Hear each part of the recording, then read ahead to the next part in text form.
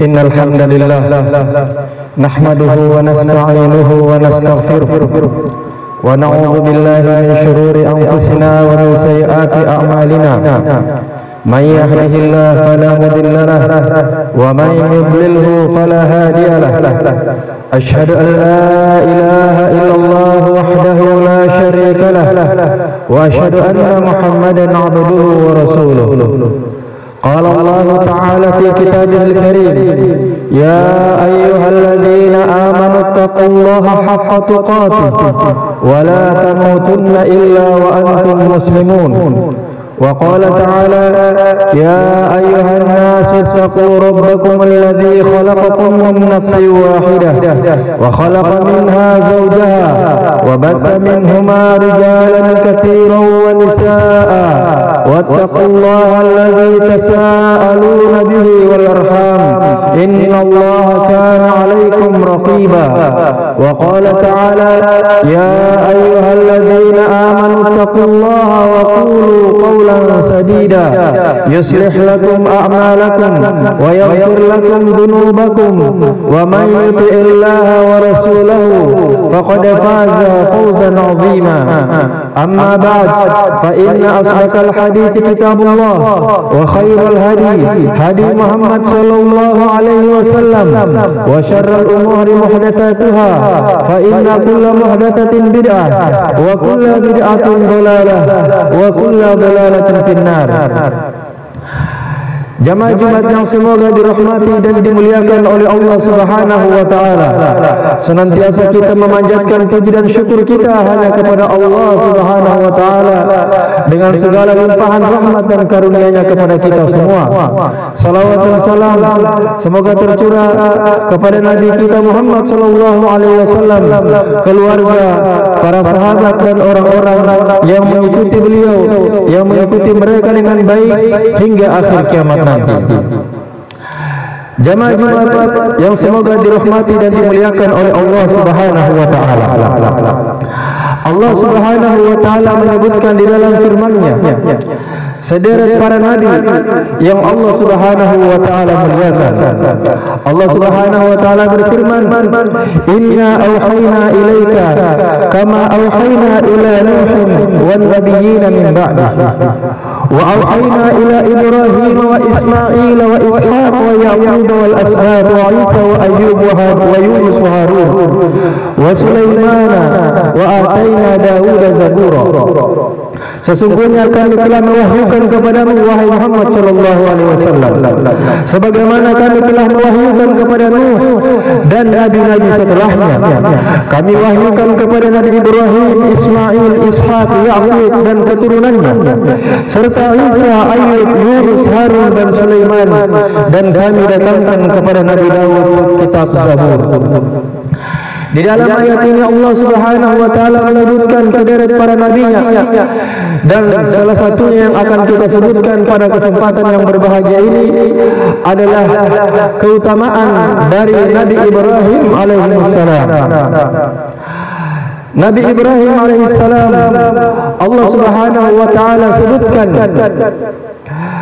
di antaranya beliau adalah salah satu dari nabi-nabi sebagai ulul azmi. Dari sekian para nabi ada di antara mereka yang disebut dengan ulul azmi. Allah Subhanahu wa taala menyebutkan: "Wasbir kama sabara ulul azmi minar rusuli." Sabarlah engkau wahai Muhammad sallallahu alaihi wasallam sebagaimana sabarnya ulul azmi dari kalangan para rasul. Siapakah ulul azmi itu? Mereka adalah para nabi dan para rasul yang memiliki tekad yang sangat kuat, yang sangat hebat dalam menjalankan misinya sebagai nabi dan utusan Allah Subhanahu wa taala. Allah Subhanahu wa taala menyebutkan mereka wa id akhadna minan nabiyyin mitsaqahum wa minka wa min Nuh wa Ibrahim wa Musa wa Isa bin Maryam wa akhadna minhum mitsaqan ghalidha. Dan ketika kami mengambil dari kalangan para nabi suatu perjanjian dari engkau wahai Muhammad sallallahu alaihi wasallam, demikian pula dari Nuh, dari Ibrahim, dari Musa, dari Isa bin Maryam, kami mengambil dari mereka perjanjian yang sangat berat, perjanjian yang sangat kuat.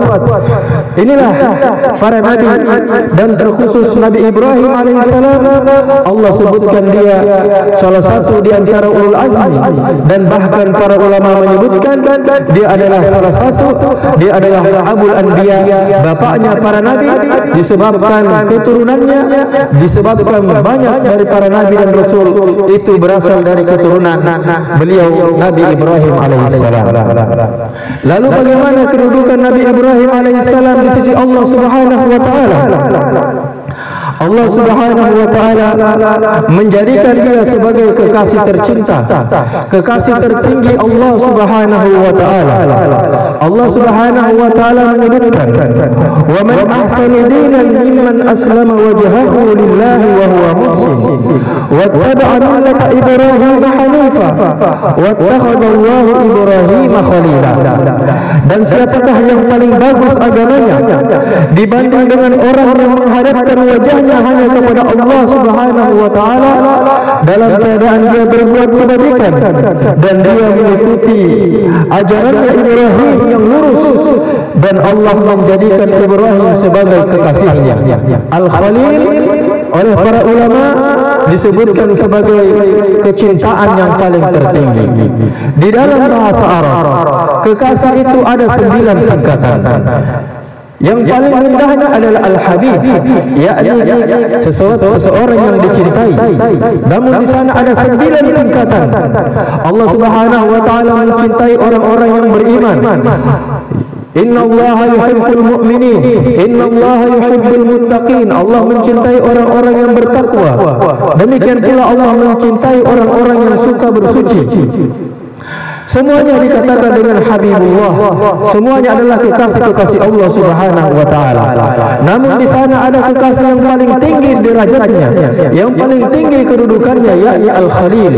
Dan di antara makhluk-makhluk Allah Subhanahu wa taala hanya 2 orang yang mendapatkan gelar ini, yakni Nabi Ibrahim alaihissalam dan Nabi kita yang mulia Nabi Muhammad sallallahu alaihi wasallam.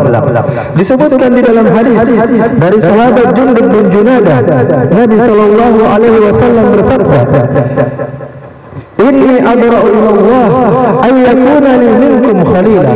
Sesungguhnya saya berlepas diri kepada Allah Subhanahu wa taala untuk menjadikan kalian sebagai khalilku, kekasih tercintaku. Wa inna Allah azza wa jalla qad takhadani khalilan kama takhadha Ibrahim khalila. Sesungguhnya Allah Subhanahu wa taala telah menjadikanku sebagai kekasih tertinggi, sebagaimana Allah Subhanahu wa taala menjadikan nabinya Ibrahim sebagai kekasihnya yang tertinggi. Jadi jamaah sekalian, inilah kedudukan dari Ibrahim alaihissalam.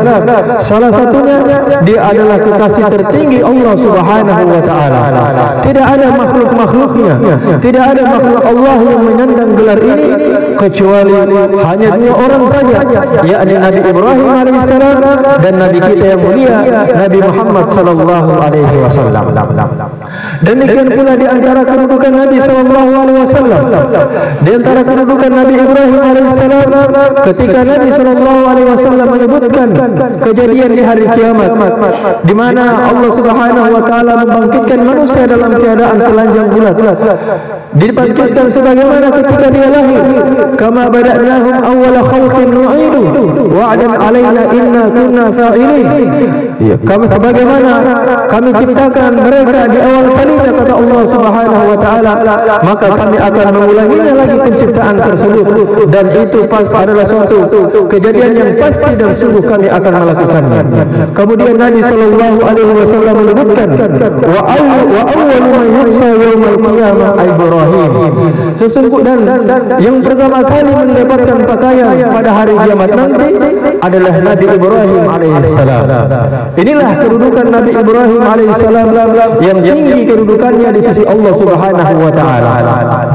Lalu bagaimana dengan apa yang menjadikan Nabi Ibrahim alaihissalam